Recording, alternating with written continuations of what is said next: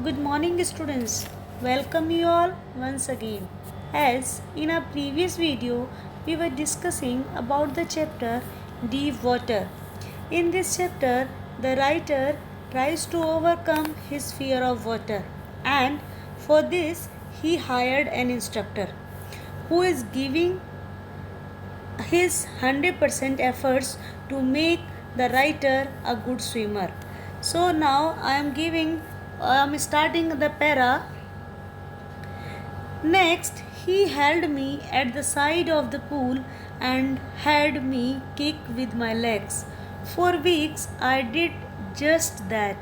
At first, my legs refused to work, but they gradually relaxed, and finally, I could command them. The student's command is order. In the third phase of the learning process, the instructor taught William to kick the water's surface with his legs. He did this for many weeks, and initially his legs did not move, but gradually they relaxed, and finally William could order them to kick in the desired way. Thus, piece by piece, he built a swimmer, and when he had perfected each piece, he put them together into an integrated whole. In April, he said, "Now you can swim. Dive off and swim the length of the pool. Crawl stroke." Stroke is a particular style of moving the arms and legs in swimming.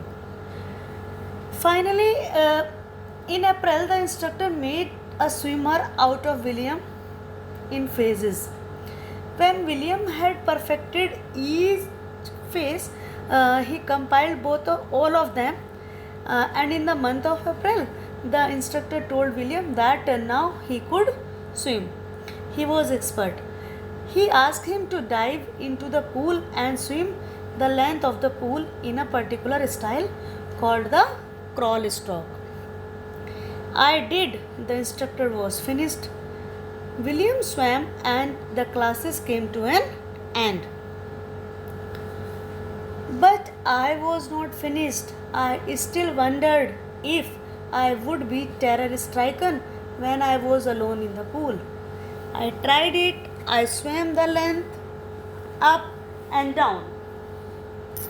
Tiny vestiges of the old terror would return. But now I could frown and say to that terror, trying to scare me, "Ah, well, here's to you, look." And off I would go for another length of the pool. Vestiges is small traces. Actually, William had not overcome the fear yet and wondered if the terror would grab or if the terror would return to him when he would be alone in the water. He tried to swim alone in the pool. The terror returned in small phases, but now, as he knew how to swim, he faced the terror with confidence. He swam another length of the pool. Now, the next para is this went on until July, but I was still not satisfied. I was not sure that all the terror had left, so I went to Lake Wentworth in New Hampshire, dived off a dock at Triggs Island, and swam 2 miles across the lake to Stamp Island. I swam the crawl, breaststroke, side strokes, and backstroke. Only once did the terror return. When I was in the middle of the lake, I put my face under and saw nothing but bottomless water. The old sensation returned in manure. I laughed and said, "Well, Mr. Terror, what do you think you can do to me?" It fled and I swam on. Manure is a small size. Actually, William was not confident that the old terror or he had overcome the fear of water, so he wanted to be confident and wanted to prove himself that he had overcome on the fear of water. William swam like this till the month of July, but he was not satisfied at all. He wanted to be sure that all of the fear had left him completely. So he went to Lake Wandsworth in New Hampshire, dived into it from Triggs Island, and swam for 2 miles up to the Stamp Act Island. He swam in different styles: crawl, breaststroke, side strokes, and back stroke. The terror returned only once when he was in the middle of the lake. When he put his head under the water, he saw water all around and the fear returned. This time, William laughed at the terror and said to it that it could not harm him. He saw the terror vanished and he resumed swimming. Now, the next para is: Yet I had residual doubts. At my first opportunity, I hurried west, went up the Titan to Conard Meadows, up the Conrad Creek Trail to Meaday Glacier, and camped in the high meadow by the side of Worm Lake.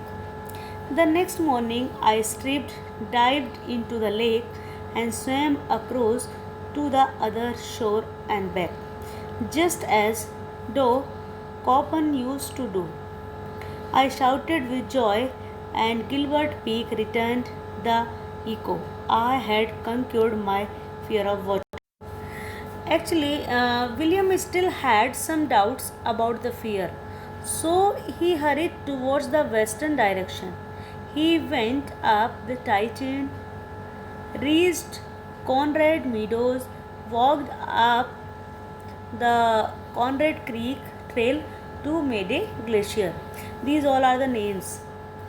He camped at the meadows by the Worm Lake, and the next morning he wore the swimming costume and dived into the lake.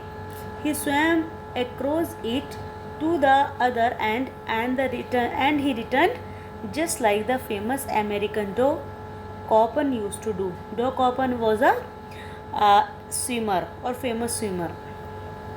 William shouted with joy as he had overcome his fear. His voice resounded as the mountain peak named Gilbert Peak reverberated it, and he had overcome the fear. The students, now the last para of the chapter is: The experience had a deep meaning for me, as only those who have known stark terror and conquered it can appreciate. In death there is a peace. There is terror only in the fear of death. As Roosevelt knew when he said, "All we have to fear is fear itself," because I had experienced both the sensation of dying and the terror that fear of it can produce. The will to live somehow grew in intensity. At last I felt released, free to walk the trails and climb the peaks and to brush aside fear. Students, the writer is saying that the experience of overcome his fear had a great importance in William's life. He realized that death was peaceful and only the fear of death was fearful. He recollects the words of one of the presidents of America, Roosevelt. Roosevelt had said that all we have to fear is fear itself. As William had experienced death and the fear of death, both, his desire to live grew immensely. He felt released from the fear, and now he was free to walk up the trails and climb up the mountains fearlessly. So students, this was the end of your chapter. Thank you very much for today, and I am giving you some questions related to the chapter. Please solve them.